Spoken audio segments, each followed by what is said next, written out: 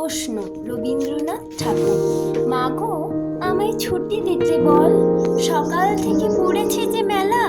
এখন আমি তোমার ঘরে বসে করবো শুধু পড়া পড়া খেলা। তুমি বলছো দুপুর এখন সবে, না হয় যেন সত্যি হলো তাই। একদিনও কি দুপুর বেলা হলে বিকেল হলো মনে করতে নাই? আমি তো বেশ ভাবতে পারি মনে, সূর্যি ডুবে গেছে মাঠের শেষে। বাগদি বুড়ি চুবড়ি ভরে নিয়ে শাক তুলেছে পুকুর ধারে এসে। আধার হলো মাদার গাছের তলা, কালি হয়ে এলো দিঘির জল। হাটের থেকে সবাই এলো ফিরে, মাঠের থেকে এলো চাষির দল।